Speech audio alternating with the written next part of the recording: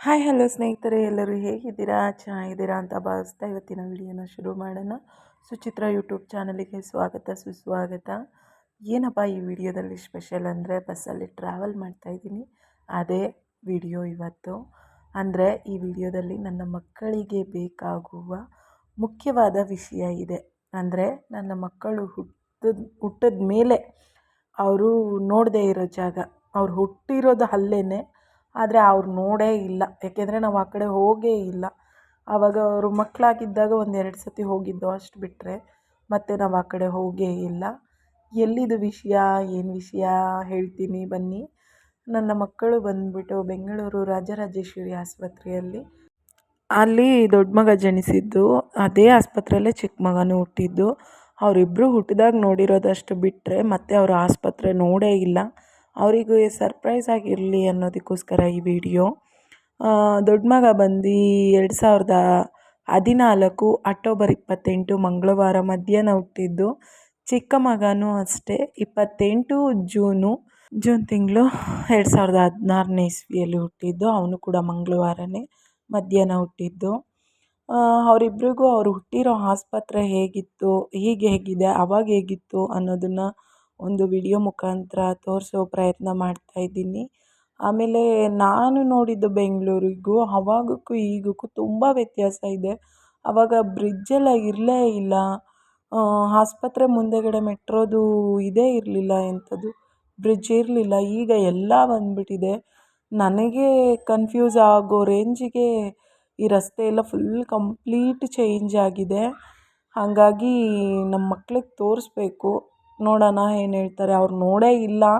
ಯಾವಾಗಾದರೂ ಸಾಧ್ಯ ಆದಾಗ ಒಂದು ಸತಿ ಅವ್ರನ್ನ ಕರ್ಕೊಂಡೋಗಿ ತೋರಿಸ್ಕೊಂಬರ್ತೀನಿ.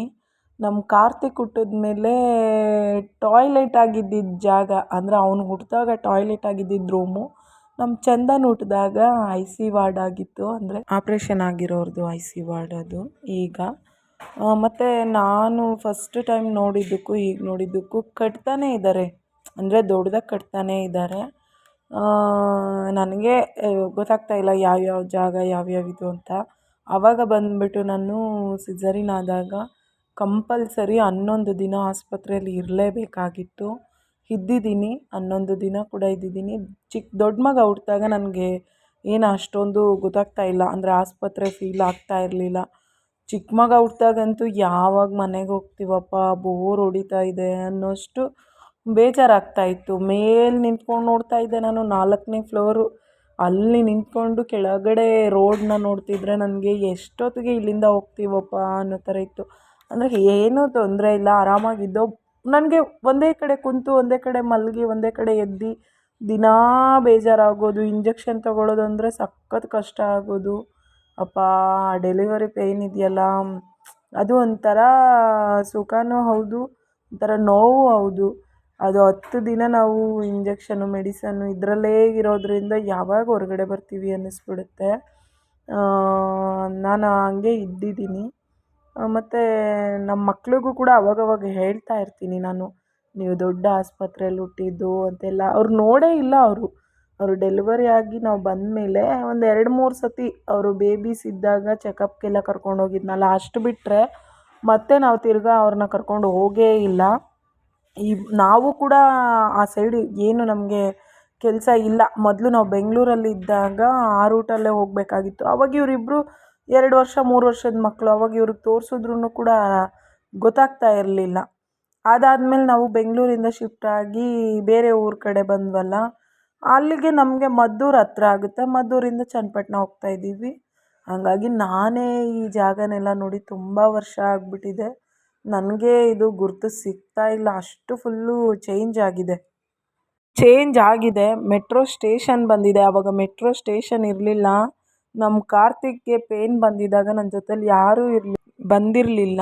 BMTC ಬಸ್ಸವರು ಎಷ್ಟು ಒಳ್ಳೆಯವರು ಅಂದರೆ, ಆವಾಗ ನಾನು ಒಬ್ಬಳೇ ಅಲ್ವಾ ಪ್ರೆಗ್ನೆಂಟ್ ಲೇಡಿ ಇದ್ದಿದ್ದು ಬಸ್ಸಲ್ಲಿ.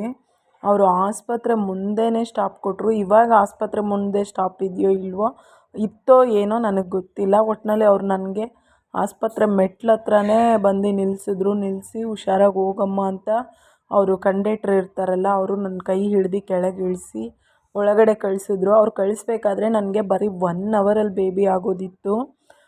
ನಾನು ಮೆಟ್ಲು ಹತ್ಕೊಂಡು ಒಳಗಡೆ ಆರಾಮಾಗಿ ಹೋಗಿ ಅಲ್ಲಿ ಕೂತ್ಕೊಂಡು ಡಾಕ್ಟ್ರ್ ಹತ್ರ ಎಲ್ಲ ಮಾತಾಡಿ ಅವ್ರ ಹತ್ರ ಫೋನ್ ಇಸ್ಕೊಂಡು, ಅವಾಗ ನನ್ನ ಹತ್ರ ಫೋನ್ ಇರಲಿಲ್ಲ, ಡಾಕ್ಟ್ರ್ ಹತ್ರ ಫೋನ್ ಇಸ್ಕೊಂಡು ಫೋನ್ ಮಾಡಿ ನಮ್ಮ ಮನೆ ದೇವ್ರಿಗೆ ಹೇಳಿದೆ, ಈ ಥರ ಇನ್ನೂ ಒಂದು ಅರ್ಧ ಗಂಟೆ 1 ಅವರಲ್ಲಿ ಆಗುತ್ತಂತೆ, ಬೇಗ ಬಾರಪ್ಪ ಅಂತ ಹೇಳಿ ಮನೆ ದೇವರು ಕೂಡ ಬಂದಿದ್ದರು. ನನಗೂ ಕೂಡ ಮಗು ಆಗಿತ್ತು, ಗಂಡು ಮಗು ಆಗಿತ್ತು. ಮನೆ ದೇವರು ನನಗೆ ಡೆಲಿವರಿ ಆಗಿದ್ದು ಮೇಲ್ಗಡೆ, ಮನೆ ದೇವರು ಬಂದು ಕೆಳಗಡೆ ಕಾಯ್ಕೊಂಡು ಕೂತಿದ್ರು. ಸುಚಿತ್ರ ಕಡೆಯವರು ಯಾರಾದರೂ ಇದ್ದೀರಾ ಅಂತ ಕೇಳ್ತಿದ್ದಾಗ ಮನೆ ದೇವರು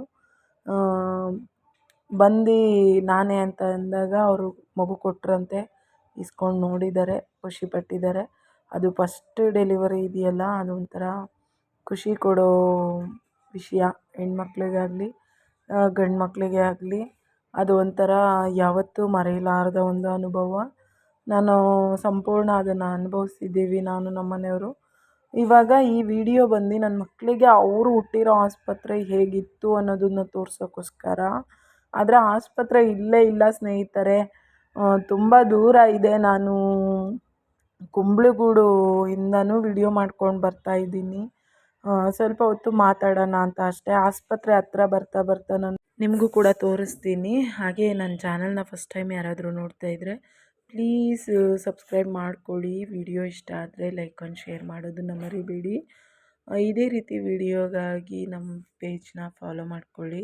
ನಾವು ಆಲ್ಮೋಸ್ಟ್ ಆಸ್ಪತ್ರೆ ಹತ್ತತ್ರ ರೀಚ್ ಆಗ್ತಾಯಿದ್ದೀವಿ ಅಂತ ನನಗೂ ಕೂಡ ಅನ್ನಿಸ್ತಾ ಇದೆ.